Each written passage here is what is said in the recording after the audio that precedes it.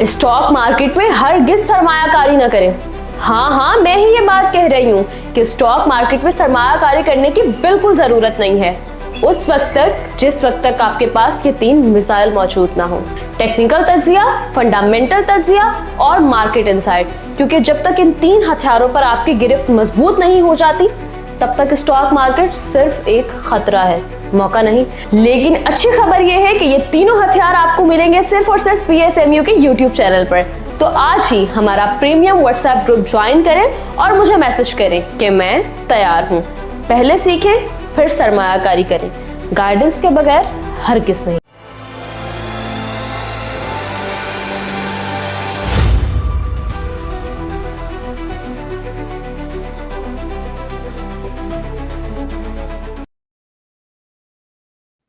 अस्सलाम वालेकुम, मैं हूं नादिया अनवर और आप देख रहे हैं पाकिस्तान शेयर मार्केट अपडेट्स। और नाज़रीन, बात करेंगे आज की मार्केट के ऊपर। तो जैसे कि अभी जो वॉर लाइक सिचुएशन है वो ख़त्म ही नहीं हुई, जो लग रहा था ख़त्म हो जाएगी, बट वो जो कशीदगी है वो मज़ीद बढ़ गई है। और दोनों तरफ से जो स्टेटमेंट है वो ज़रा नेगेटिव स्टेटमेंट ही आई है। और ईरान की तरफ से भी यही आया है कि जो उनकी जो शराइत हैं वो काफ़ी मुश्किल हैं, जो कि एक्सेप्टेबल की जाए। और इसी तरीके से डोनाल्ड ट्रंप की तरफ से भी आए हैं। तो ये इन्हीं चीज़ों का जो है हम एक इम्पैक्ट देख रहे हैं मार्केट के ऊपर, ना सिर्फ अपनी पाकिस्तान की मार्केट बल्कि अगर हम ऑल ओवर द वर्ल्ड बात करें, स्पेशली एशियंस मार्केट की, तो बिल्कुल एक प्रेशर बिल्टअप हुआ है इसकी वजह से। और ये प्रेशर हमें नज़र भी आ रहा होता है। अब ऐसी सिचुएशन में क्या स्ट्रैटेजी होनी चाहिए फर्दर मार्केट की, क्योंकि मार्केट में जो है वो हम सेलिंग भी देख रहे होते हैं, जो कि मेजर सेक्टर्स हैं। आज हमने देखा जो मेजर सेक्टर्स थे उनमें भी हमने सेलिंग देखी है। तो उसके हवाले से भी जो है हम बात करेंगे। साथ ही साथ जो है कुछ न्यूज़ेस हैं उसके ऊपर भी हम डिस्कस करेंगे। और आज हमारे साथ बात करने के लिए जी हाँ मौजूद हैं किफ़ाया इन्वेस्टमेंट्स के CEO जी हाँ फैसल हफीज़ साहब हमारे साथ मौजूद हैं।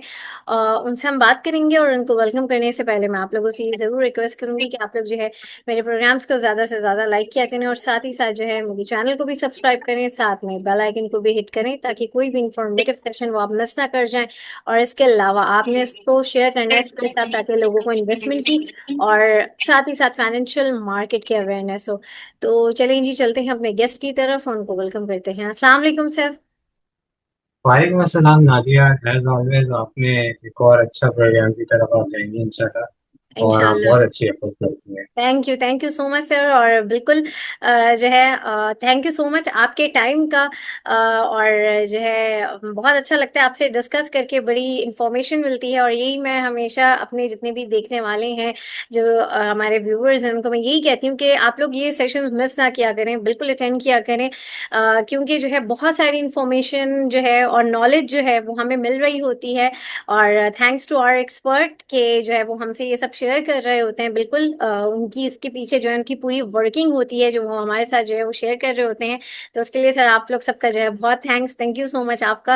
और जो है सर सबसे पहले तो अभी तो जंग ख़त्म नहीं हुई, और जो है लग रहा था ख़त्म होते होते हमें लग रहा था कि ये वीक जो इसमें हम हैं अभी, ये वीक बहुत अच्छा होने वाला है। लेकिन वही ऑब्वियसली वीकेंड पे सब अच्छा अच्छा होता है, और फिर वीकेंड जैसे ही खत्म हो रहा होता है वो एकदम से कोई स्टेटमेंट आती है और फिर वो सारी मार्केट्स जो है वो नीचे हो जाती हैं। ये क्या स्ट्रैटेजी चल रही है?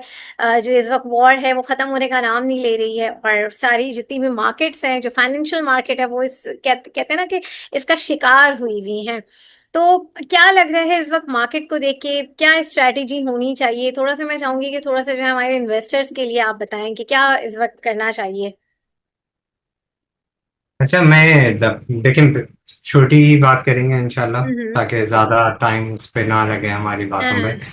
पहले तो देखिए, मैक्रो इकोनॉमी की बात कर लेते हैं। हम्म। हमारी जो जो भी हमारे डिसीजन होने चाहिए वो गवर्नमेंट कर रही है। सारा मसला वहाँ खड़ा होता है जहाँ पे फैसले नहीं हो पाते, यानी कि पेट्रोल प्राइस बढ़ानी है तो नहीं बढ़ा पाते, या फिर और चीजें हैं तो वो नहीं कर पाते। तो हम्म। यहाँ पे वो चीजें हो रही हैं तो गवर्नमेंट के ऊपर कोई बर्डन नहीं है। तो जो सरप्राइजेस होते हैं ना, जो अचानक से आते हैं कि वो डॉलर वीक हो गया, रुपया अचानक से उसकी वैल्यू खराब हो गई, वो सब का रिस्क तो बहुत कम हो गया है, क्योंकि हम्म। आपको पता है सारा मसला शुरू ही यहाँ से होता है कि आपके पास कैपेसिटी नहीं होती और आप कोशिश करते हैं लोगों को सपोर्ट करने की, जबकि एक हमें पता है गवर्नमेंट के फाइनेंसेस में इतनी जान नहीं होती है कि वो गवर्नमेंट वो लोगों को सपोर्ट कर सके। जब वो हम्म। करती है तो फिर ये आईएमएफ नाराज हो जाता है, फिर रुपया वीक होना शुरू हो जाता है। तो हाँ। आईएमएफ हो गया, रुपया संभला हुआ है, बल्कि स्ट्रांग होने होने की तरफ चला जाता है जब आईएमएफ से रिलेटेड न्यूज आती है। हम्म। तो आज जो है वो रुपया संभला हुआ है और कोई सरप्राइज नहीं है इस वक्त मार्केट में। एक चीज है ईरान वॉर। ईरान वॉर लोगों ने अब उसके साथ रहना शायद सीख लिया है। 100, 110, $105 का ऑयल जो है वो हाँ। शायद अब लोग समझ रहे हैं कि एक नॉर्म है। अनलेस के किसी दिन $150 हो गया, लेकिन अगर ऐसा नहीं होता है तो फिर चीजें नॉर्मल हो गई हैं और एक नए तरीके से सेट होना शुरू हो गई हैं। हम्म। अब सर, अब जैसे कि अभी बात कर रहे हैं कि जैसे मैक्रो इकोनॉमी की बात हो रही है, रेमिटेंसेस के जो इस वक्त नंबर्स आए हैं, जो अभी आए हैं, वो भी बहुत अच्छे आए हैं। और इसके अलावा मतलब अभी चीजें तो हम बहुत पॉजिटिव देख रहे हैं। लेकिन कोई भी चीज इम्पैक्ट नहीं डाल रही है। सिर्फ ऑयल प्राइस है, ऑब्वियसली वो स्टेटमेंट का, वो नेगेटिव स्टेटमेंट्स आती हैं तो ऑयल जो है वो हिकअप कर जाता है। तो मतलब अब ऐसे में जो भी पॉजिटिव डेवलपमेंट भी हो रही है वो भी इम्पैक्ट नहीं कर रही है मार्केट के ऊपर। तो इसमें जो है स्ट्रैटेजी क्या होनी चाहिए? और साथ में मैं यही पूछूंगी कि ब्लू चिप्स ही एक ऑप्शन है या मार्केट में हम कहीं और भी देखें? क्योंकि लोग, जाहिर सी बात है, एक इन्वेस्टमेंट तो अच्छी बात है कि एक आपने लॉन्ग टर्म या मीडियम टर्म का स्टांस रख लिया, लेकिन जो एक होता है ना ट्रेडिंग, जो हमारे यहाँ जो ट्रेडिंग का एक रिवाज है, तो ट्रेडिंग जो लोग कर रहे होते हैं उनकी इस वक्त क्या स्ट्रेटेजी होनी चाहिए? आपके दो सवाल हैं। एक, हम्म। हाँ, पहला चलें, पहले रेमिटेंसेस दूसरे के वाले बाद सवाल की बात जी कर जी। रहे हैं, ट्रेडिंग की क्या स्ट्रेटेजी होनी चाहिए। हम्म। ट्रेडिंग के लिए जरूरी होता है कि आप देखेंगे मार्केट खुद तबाह तो नहीं हो जाएगी। तो मैंने जैसे कहा कि कोई ऐसी चीज नहीं है जो अचानक आपको आके सरप्राइज कर देगी, हम्म। सिवाय इसके कि किसी दिन डॉलर गोल्ड वो जो सॉरी किसी दिन ऑयल जो है अचानक आपको $150 का मिले। हम्म। इसके अलावा $110 के अंदर रहती है, तो कोई आपको अचानक मार्केट ओवरऑल मार्केट में बड़ी ब्रॉड बेस सेलिंग होते हुए नहीं नजर आ रही है। तो ट्रेडिंग के लिए जो जो भी स्ट्रेटजी लोग फॉलो करते हैं, कोई चार्ट्स फॉलो करते हैं, कोई जो है वो मूविंग एवरेजेस फॉलो करते हैं, हम्म। तो जो भी आप फॉलो करते हैं उसके मुताबिक आप ट्रेडिंग कर सकते हैं। बाय ऑन डिप मार्केट है और जो भी आप खरीदते हैं इवेंचुअली बढ़ जाता है। तो इस वक्त कोई एक स्टॉक को टारगेट करना और स्टॉक पे ना भी अगर टारगेट किया जाए, अगर आप रैंडम भी खरीद रहे हैं तो फिर कुछ ना कुछ जो है मार्केट मूवमेंट्स चल ही रही हैं। आप डिप पे ले रहे हैं, ऊपर बेच रहे हैं, तो वो काम इस वक्त चल ही रहा है। मार्केट हम्म। मार्केट रेंज बाउंड है और ट्रेडिंग के आइटम जो भी हैं उसके अंदर अभी आपने FCPL का देखा मूव, क्या नीचे भी गया ऊपर भी गया, आज हाँ। खुद उसने बड़े मूवमेंट्स दिखाए। तो चीजें इसी तरह रेंज में बढ़ रही हैं, गिर रही हैं, लोग फिर नीचे खरीद रहे हैं फिर, क्योंकि ओवरऑल मार्केट पे ब्रॉड रिस्क नहीं है। हम्म। सही, बिल्कुल। और जो है सर, अभी जो है हमने देखा है कि रिफाइनरी की पॉलिसी हम काफी अरसे से सुन रहे थे कि भाई आएगी। अभी उसके ऊपर भी कोई बात हुई है? अपग्रेडेशन के ऊपर बात हो रही है। तो थोड़ा सा मैं चाहूंगी कि इसके हवाले से भी बताएं कि क्या पॉलिसी वगैरह आने की कोई है, कुछ चांसेस हैं, क्या है? रिफाइनरी पॉलिसी, टैक्सेस और IMF, हम्म। ये सब इंटरलिंक्ड हैं। हम्म। और अगर ये आई और बजट के दौरान अचानक से कोई अच्छी चीज आ गई तो अच्छी बात है। और लेकिन ये सब जो है वो इतनी अनसर्टेन सिचुएशन में आना मुश्किल लगता है। किसी भी पॉलिसी का इस वक्त आना बड़ा मुश्किल लगता है, क्योंकि ऑयल खुद बड़ा अनसर्टेन है ना। तो अच्छा। एक रिफाइनरी पॉलिसी कितना कुशन दे देगी अगेंस्ट, अगर खुदा न खास्ता इन्वेंट्री गेन्स या इन्वेंट्री लॉसेस होते हैं, हम्म। तो कोई इतने बड़े बड़े इस वक्त गेन्स हुए हैं रिफाइनरीज को, तो क्या इंसेंटिव गवर्नमेंट इस वक्त दे देगी या क्या किस तरह निगोशिएट कर लेगी। मुझे अपेरेंटली लगता है कि थोड़ा सा ये सिचुएशन सही होगी तभी किसी पॉलिसी पे अराइव एट हो सकेंगे लोग। अच्छा, सही, बिल्कुल। अच्छा जी, यहाँ पर हमारे साथ पार्टिसिपेंट्स हैं और जो है उनके भी सवाल ले लेते हैं। जी रऊफ साहब, अपना सवाल करें। अस्सलाम वालेकुम मैम। अस्सलाम वालेकुम सर। जी वालेकुम जी सलाम। वालेकुम अस्सलाम। इतना नॉलेज हमें पीएसएक्स में इतना अरसा से काम कर रहे हैं नहीं हुआ जितना मैम नादिया के शो से हमें मिलता है। एक्सीलेंट शो है इनका। Thank you. जितना जी जी तारीफ की डेफिनेटली। जाए कम है। बहुत शुक्रिया, जितना बहुत तारीफ करें सर कम है। सर मेरा क्वेश्चन ये है कि हम तो ब्लू चिप स्टॉक में नहीं करते काम, हम इधर येलो चिप जो स्टॉक्स है ना उनमें काम करते हैं। मतलब हैस्कोल में, दीवान फारूक मोटर्स में, कोसम में, तो डॉल में। तो आप इनका बताएं कि इनका क्या है। आज हैजकोल को भी लोअर कैप लोअर लॉक लगा, तो इसके बारे में बताएं। और दीवान फारूक मोटर्स और सरले के बारे में तो बता दें सर। बहुत शुक्रिया। आपके सवाल में जितने भी स्क्रिप्ट हैं उसको हम कवर नहीं करते हैं।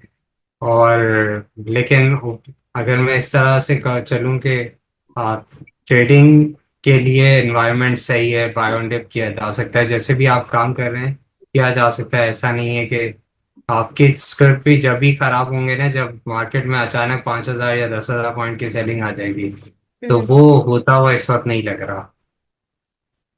तो सर आप सरले तो आप कहते होते हैं, उसका भी आज वो है तो येलो चिप स्टॉक, तो उसके बारे में तो आपने एक दफा कहा था कि यू लाइक इट।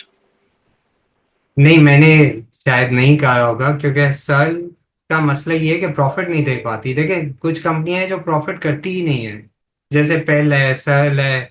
ये वो मतलब इतनी बड़ी इक्विटी लगा के बैठे हुए हैं, लेकिन कमाते नहीं है, बुक्स में तो नहीं कमाते। तो ये मसला है कि भाई प्रॉफिट तो आए तो फिर हम काम करें ना उसमें। मसला सल के साथ ये है, पेल के साथ भी आपका यही इशू है, इतनी बड़ी बुक्स हैं लेकिन प्रॉफिट नहीं कर पाते। Thank you so much sir, you are a very nice and kind man sir, thank you. बहुत शुक्रिया जी। जी अहमद शुएब अपना सवाल करें।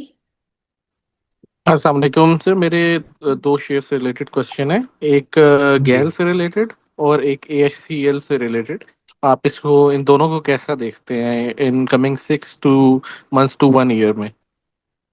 देखिए, गंधारा ऑटोमोबाइल्स जो है उसकी जो व्हीकल्स हैं वो हैं पेट्रोल बेस्ड ना।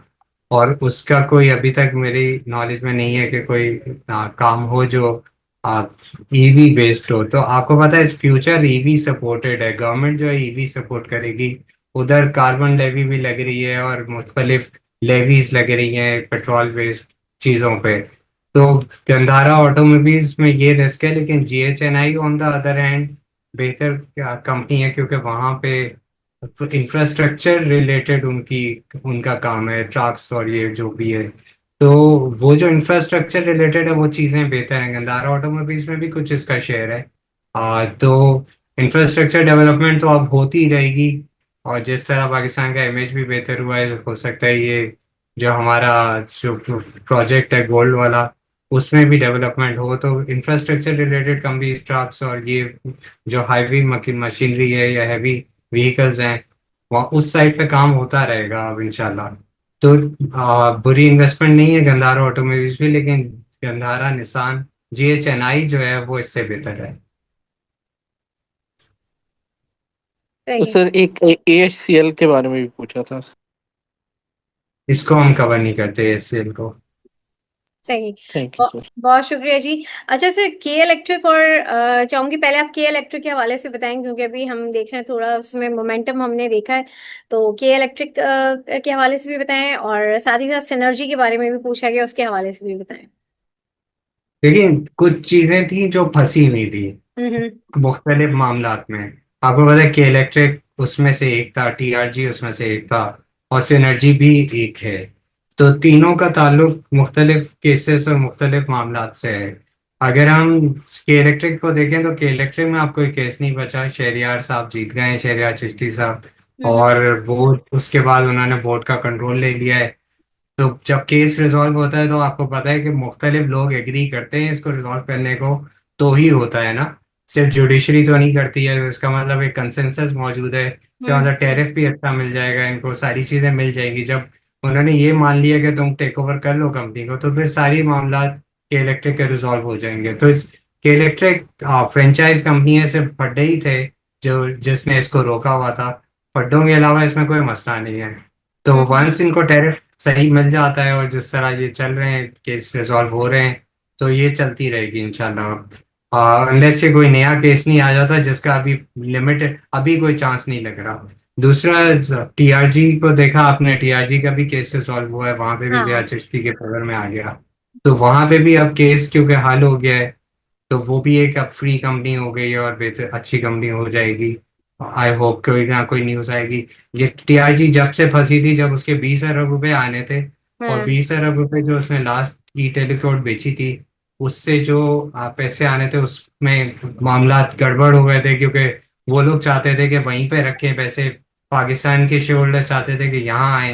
हाँ। तो लेकिन वहां पे रखने वाले जो लोग थे वो अब हार गए और अब पाकिस्तान में जो लाने वाले लोग थे वो जीत गए। सही। तो इफेक्टिवली जो है कि टीआरजी के लिए भी अब कुछ ना कुछ नए रास्ते खुलेंगे। और सही। सिनर्जी सिनर्जी में बहुत बड़ा बॉटलनेक है, वो यही है कि इनकी एक जो सप्लाई है जो हब से कराची आती है वो पाइपलाइन के थ्रू नहीं आती है, जो हाँ। ऑयल बनाते हैं। इनका एग्रीमेंट का नोटिस दिया था कुछ अर्से पहले इन्होंने कि हम लोग ये एग्रीमेंट करने वाले हैं, जो हब पावर वाली लाइन थी वो ये यूज करेंगे। जिस अच्छा। लाइन से हब पावर को ऑयल दिया जाता था हब प्लांट के लिए, वो लाइन अब रिवर्स यूज होगी, सिनर्जी उसके में पेट्रोल रिफाइन करके भेजेगा कराची। तो अगर अगर ये पाइपलाइन का एग्रीमेंट किसी दिन भी न्यूज आ गई तो आप सिनर्जी ऊपर ही ऊपर देखेंगे। मेरे ख्याल से कोई डेवलपमेंट हो रही होगी इस पे, इसीलिए ये मूव कर रहा है। तो तीनों का जवाब आपको आने देती है। सही सही, बिल्कुल तो ग्रेट। ये डिस्क्लोज तो इन्होंने किया हुआ है कि हम ये एग्रीमेंट करने जा रहे हैं एशिया पेट्रोलियम से, लेकिन अब जो है वो देखें किस दिन न्यूज आती है फाइनल एग्रीमेंट की। सही सही, बिल्कुल। जी, एमओक्यू प्लीज नाम लिखा करें, एमओक्यू अपना सवाल करें। अस्सलाम वालेकुम सर, मेरा सवाल है आईपीओ के बारे में। अभी जो नया इस सितारा आईपीओ आया है उसमें क्या, आईपीओ। यानी ओपन होने के बाद एंट्री ली जा सकती है? और दूसरा, जनरल टायर्स का भी कोई आईपीओ आ रहा है, तो उसके बारे में आप रिकमेंड करेंगे कि उसकी बुक बिल्डिंग में ही एंट्री ली जाए? देखिए, सितारा में तो आईपीओ में ही एंट्री लेनी चाहिए, उसके बाद तो पता नहीं, ये बिल्कुल ओवर सब्सक्राइब ही होगा और शायद एंट्री इस तरह ना मिले। और दूसरा आपका था जनरल टायर, जनरल टायर को मैंने अभी देखा नहीं है, जनरल टायर की अपनी परफॉर्मेंस भी कोई इतनी अच्छी नहीं रही है। और गंधारा टायर जिसको कहते हैं आप, तो अपनी परफॉर्मेंस भी कोई खास नहीं है उसकी, तो मेरे ख्याल से उसको बुक बिल्डिंग की तरफ तो नहीं जाना चाहिए अनलेस कि आपके पास कोई इन्फॉर्मेशन हो उससे रिलेटेड। सही। जी, एम साकिब अपना सवाल कर लें। अस्सलाम वालेकुम मैम, अस्सलाम वालेकुम सर। वालेकुम सर, सलाम। के जी, इलेक्ट्रिक के हवाले से आपने ओवरऑल वैसे बता दिया, तो मेरा क्या, के इलेक्ट्रिक के हवाले से सर आपने कवर कर दिया, लेकिन इसका लॉन्ग टर्म में क्या टारगेट प्राइस आप सजेस्ट करेंगे सर? और दूसरा सर था कोसम के बारे में, इसने कोई अपनी लैंड जो है ना वो सेल आउट करनी थी, इस हवाले सर से काइंडली कोई बता सके तो। नहीं कोसम का मुझे नहीं पता। के इलेक्ट्रिक का मैं आपको, जैसे मैंने आपको कहा ना, देखिए पावर सेक्टर बहुत अच्छे प्रॉफिट्स बनाता है। आप पावर के प्रॉफिट्स देखें या किसी के भी प्रॉफिट्स देखें तो प्रॉफिट्स अच्छे बनाता है पावर सेक्टर। लेकिन सिर्फ मसले डिस्प्यूट्स अगर हम हटा दें बीच में से तो फिर प्रॉफिट्स तो ठीक हैं। कि इलेक्ट्रिक जो है वो 2 साल के तो इसने अकाउंट्स इशू करने हैं अभी, 2024 2025। तो कुछ ना कुछ इसमें होता रहेगा जैसे जैसे इसके फाइनेंशियल स्टेटमेंट्स आएंगे और वो सारी चीजें इसकी रिजॉल्व होकर सामने आएंगी। तो ठीक है, गुड टू होल्ड है इस वक्त तो। सही, बहुत शुक्रिया जी। अच्छा सर, अब मुझे बताएं कि लाइक कल मार्केट कैसी लग रही है, क्योंकि अभी सिनेरियो तो यही चल रहा है। और क्या स्ट्रैटेजी जो है वो इन्वेस्टर्स की हो, और साथ ही साथ जो है किन स्क्रिप्ट्स को आप अभी रिकमेंड करेंगे लाइक इन्वेस्टमेंट के लिए? देखिए मार्केट को, मेरा ख्याल है कि हम्म। मार्केट को इस ऑयल प्राइस के साथ मार्केट ने एक्सेप्ट कर लिया है। ओके। और जो बड़ी मूवमेंट्स हैं वो खत्म हो गई हैं। तो हम्म। मार्केट ने इस यहाँ तक तो ऑयल प्राइस को एब्जॉर्ब कर लिया है। तो मार्केट में अपनी सिक्योरिटीज को बिल्ड करना चाहिए और जो अच्छे स्टॉक्स हैं उनको आइडेंटिफाई करके रखें, कहाँ पे आपने किसको खरीदना है, एक स्ट्रेटेजी बना के मेरे सही। ख्याल से ग्रेजुअली होल्ड करना चाहिए, बिल्ड करना चाहिए, पोर्टफोलियो कंप्लीट कर लेना चाहिए। ठीक। और फिर अगर आपको कहीं पे एग्जिट मिलता है तो साथ साथ करें, एग्जिट भी करें, ट्रेड भी करें, लेकिन अच्छे स्टॉक में करें ताकि कोई गलत आपका डिसीजन ना हो। सही एक पॉइंट बस मैं यहाँ पे बोलूंगा, देखें, हम्म कोई भी स्टॉक लें, आपके पास एक सवाल का जवाब होना चाहिए, और वो सवाल है मैंने क्यों लिया। तो हम्म बस ये अगर आपके पास जवाब है ना उस वक्त जब मार्केट में वो गिरे, तो आप सेफ हैं। तो अगर मेरे पास फर्ज करें, अभी इन्होंने लैंड सेल की बात की, हाँ जैसे मैं अभी एक मैंने आपको सिनर्जी की बात की, अभी मैं कहता हूँ सिनर्जी मैंने इसलिए लिया है कि इसकी पाइपलाइन का स्टोरी आ जाएगी, एशिया पाइप हम्म, पेट्रोलियम का एग्रीमेंट हो जाएगा, तो मैं हर वक्त अपने आप को सेटिस्फाई कर सकता हूँ कि मैंने इसलिए लिया है कि पाइपलाइन, इसकी स्टोरी फाइनल हो जाएगी, जो इसने डिस्क्लोज भी की हुई है, कोई ओके। हवाई बात नहीं है। तो मेरे पास हमेशा सपोर्ट होगी। अब सिनर्जी 6 का भी हो जाएगा ना, मैं सिर्फ एक न्यूज का फॉलो करूंगा कि उसकी पाइपलाइन फाइनल हो गई है कि नहीं हो गई है, या उसने मना कर दिया कि अब मेरा प्रोजेक्ट नहीं हो रहा है। हाँ ठीक है, मना कर दिया तो मैं 6 पे भी सेल कर दूंगा, लेकिन अगर मना नहीं किया और 6 पे भी हो जाता है तो मुझे परेशान होने की जरूरत नहीं है, क्योंकि जैसे ही वो न्यूज आएगी वो दोबारा 12 हो जाएगा।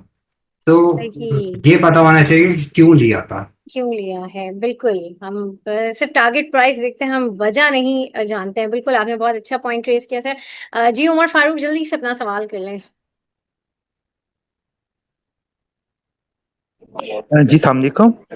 वालेकुम ये सलाम। वालेकुम अस्सलाम। एयर लिंक और सिटी फार्मा का वो आउटलुक बता दें प्लीज।